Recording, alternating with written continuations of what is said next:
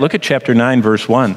Because as the inhabitants of the earth are trying to figure out what is going on, a fifth trumpet sounds in Revelation 9 and verse 1.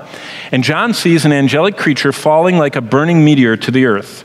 Only John sees he's holding a key, and what a key he's holding. Now, probably the burning messenger is Lucifer.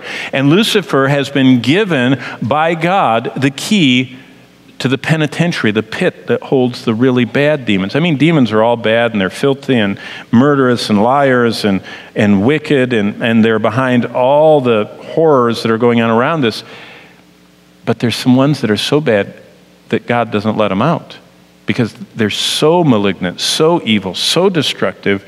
He keeps them incarcerated in this pit. And so what happens in verse 1 is the devil is allowed to let out all the imprisoned terrorist-like demons that have been locked up by God over thousands of years. And all of these bound up, out-of-control demons that have been imprisoned down there for centuries, look at verse 2. They begin to gush out of the prison pit. Now it describes, verse 2, notice what it says, like smoke, the smoke of a furnace, and the sun is darkened by reason of the smoke of the pit. Now this is when the real horror is unleashed of the tribulation. Earth.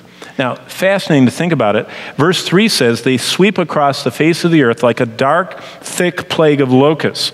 Now, why are they called locusts? Because of the sound. The sound of locusts, you can hear them coming.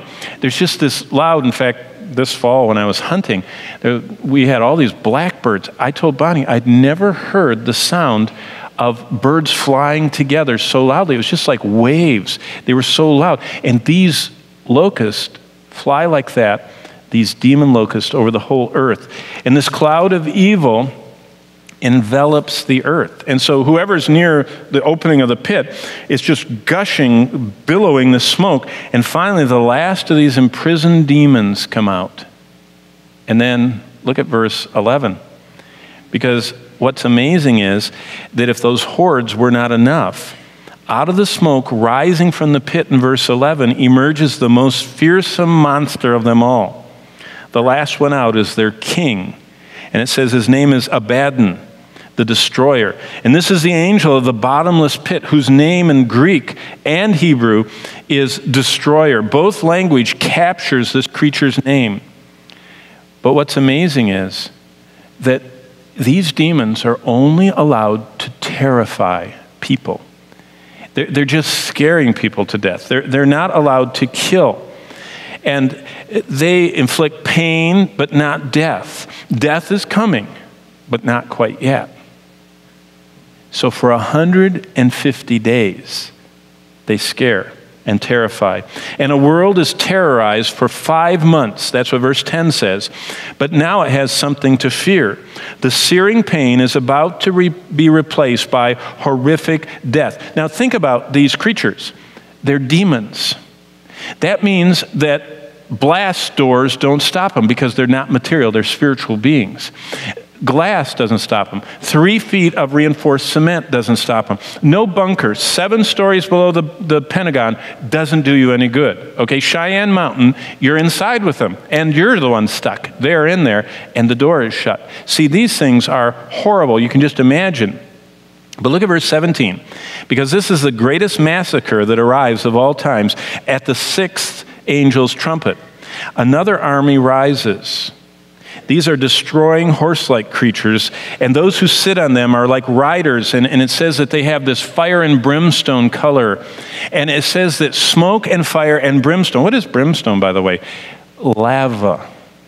It's volcanic, red hot. I mean, go watch, the Big Island of Hawaii, a movie from National Geographic of that lava as it just comes out of the center of the earth. That's what the death spewing from them, the fire, the hot comes out, and with smoke and brimstone and fire, 1/3 of mankind is killed. And that brimstone lava comes out of their mouth, whatever these horrific horse demon rider creatures are. And either it's a graphic, figurative description of a great fiery force, or maybe God just opens the earth's crust and lets out the volcanic capacity.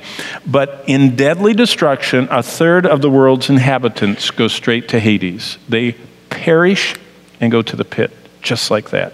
It's the biggest massacre. I mean, our massacres pale to this. 1 out of every 3 instantly gone. But what's amazing is we're still not into the heavy stuff. This is still chapter 9. We still have all the way through chapter 20.